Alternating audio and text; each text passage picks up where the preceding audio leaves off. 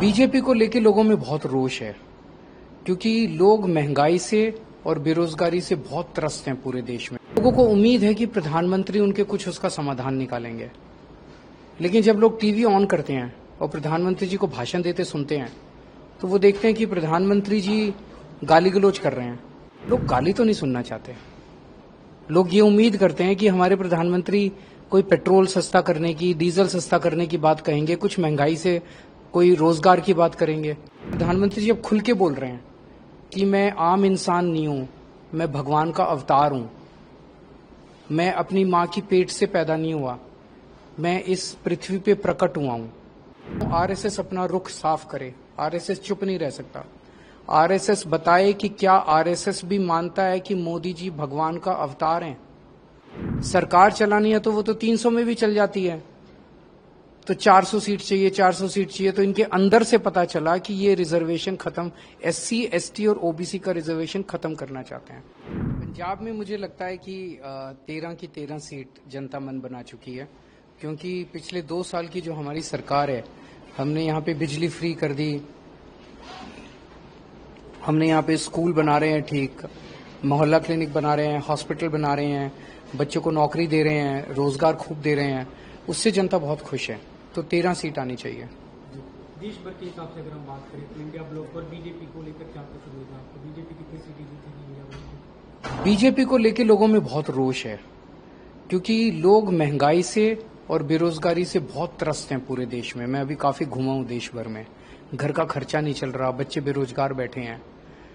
तो लोगों को उम्मीद है कि प्रधानमंत्री उनके कुछ उसका समाधान निकालेंगे, लेकिन जब लोग टीवी ऑन करते हैं और प्रधानमंत्री जी को भाषण देते सुनते हैं तो वो देखते हैं कि प्रधानमंत्री जी गाली गलौज कर रहे हैं। प्रधानमंत्री जी कहते हैं अगर आपने इंडिया गठबंधन को वोट दिया तो ये अगर 2 भैंस है तो 1 भैंस खोल के ले जाएंगे। एक भाषण में प्रधानमंत्री जी ने कहा कि अगर आपने इंडिया गठबंधन को वोट दिया तो ये आपके घर की टूटी खोल के ले जाएंगे। अगर आपने इंडिया गठबंधन को वोट दिया तो ये आपका मंगलसूत्र छीन के ले जाएंगे। बॉम्बे में जाके प्रधानमंत्री बोले कि शरद पवार भटकती आत्मा है, उद्धव ठाकरे अपने पिताजी की नकली संतान है। लोग गाली तो नहीं सुनना चाहते। लोग ये उम्मीद करते हैं कि हमारे प्रधानमंत्री कोई पेट्रोल सस्ता करने की, डीजल सस्ता करने की बात कहेंगे, कुछ महंगाई से कोई रोजगार की बात करेंगे। तो लोग बहुत नाराज हैं। एक तरफ तो परेशानी हो रही है और दूसरा उनके प्रधानमंत्री बस गाली गलौज में पड़े हुए हैं। और आजकल प्रधानमंत्री जी कुछ अलग ही दुनिया में है। वो अभी पिछले 10-12 इंटरव्यू अगर आपने उनके देखे हो तो प्रधानमंत्री जी अब खुल के बोल रहे हैं कि मैं आम इंसान नहीं हूं, मैं भगवान का अवतार हूं, मैं अपनी मां की पेट से पैदा नहीं हुआ, मैं इस पृथ्वी पे प्रकट हुआ हूं। मैं आपके माध्यम से देश के लोगों से पूछना चाहता हूं, क्या आप भी मानते हो कि मोदी जी भगवान है? हम रामचंद्र जी को मानते हैं, कृष्ण जी को मानते हैं, हम हनुमान जी को मानते हैं, शिव जी को मानते हैं, वाहिगुरु जी को मानते हैं। मोदी जी को भगवान कैसे मान सकता है कोई? और आजकल इनके पूरे चेले चपाटे भी उनको, संबित पात्रा कहते हैं कि भगवान जगन्नाथ मोदी जी के भक्त हैं। नड्डा साहब कहते हैं कि मोदी जी देवताओं के देवता हैं। पता नहीं कौन सी दुनिया में जी रहे हैं ये लोग। जनता त्रस्त हो रही है, जनता के घर का खर्चा नहीं चल रहा, महंगाई हो रही है, बच्चे बेरोजगार बैठे हैं और ये अपने आप को भगवान माने बैठे हैं। हमको सबको तो कीड़े मकोड़े समझते हैं ये लोग। ये दूसरा मुद्दा जिसे लेकर आप लगातार, और मैं आपके माध्यम से आरएसएस से पूछना चाहता हूं, आरएसएस अपना रुख साफ करे। आरएसएस चुप नहीं रह सकता। आरएसएस बताए कि क्या आरएसएस भी मानता है कि मोदी जी भगवान का अवतार हैं। ये दूसरा मुद्दा जिसे लेकर आप लगातार हमला हो रहे हैं, सवाल उठा रहे हैं कि बीजेपी अगर सत्ता में आती है, जो 400 सीटों की बात हो रही है, अगर उन्हें मिलती है तो रिजर्वेशन खत्म कर सकते हैं। इस पे प्रधानमंत्री ने कई बार तुष्टिकरण दिया कि हम ऐसा बिल्कुल नहीं करेंगे, हम तो चाहते कि रिजर्वेशन। तो 400 सीट क्यों चाहिए इनको?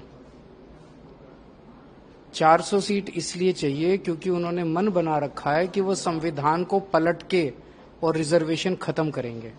सरकार चलानी है तो वो तो 300 में भी चल जाती है, तो 400 सीट चाहिए, 400 सीट चाहिए। तो इनके अंदर से पता चला कि ये रिजर्वेशन खत्म, एससी, एसटी और ओबीसी का रिजर्वेशन खत्म करना चाहते हैं।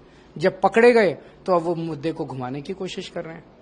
पंजाब के इन दिनों की आपकी जो कैंपेन हो रहे हैं, जो रैली रोड शो है, गृह मंत्री मंत्री अमित शाह का जो हालिया बयान था उसे लेकर आप लगातार सवाल उठा रहे हैं कि पंजाब की सरकार खत्म कर दी जाए। भारत के इतिहास में पहली बार ऐसा हुआ गया कि कोई गृह मंत्री किसी राज्य में आता है। अभी लुधियाना आए 2 दिन पहले गृह मंत्री जी, और पंजाब के लोगों को धमकी दे के गए हैं, खुलेआम धमकी, गुंडागर्दी, कि 4 जून के बाद पंजाब के लोगों ने जो सरकार चुनी है उस सरकार को बर्खास्त कर देंगे, गिरा देंगे, और तुमने जो मुख्यमंत्री चुना उस मुख्यमंत्री को हटा देंगे।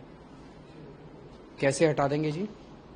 117 में से 92 सीट है, ईडी भेजोगे, सीबीआई भेजोगे, क्या करोगे? डराओगे, धमकाओगे, खरीदोगे, क्या करोगे? मतलब खुलेआम गुंडागर्दी मचा रखी है। तो मैं अमित शाह जी को कहना चाहता हूं, पंजाब के लोगों का दिल बहुत बड़ा होता है। आप प्यार से मांगते तो 1 आध सीट दे देते, लेकिन अब धमकी दी है तो 1 जून को पंजाब के 3 करोड़ लोग बताएंगे, इस धमकी का जवाब देंगे।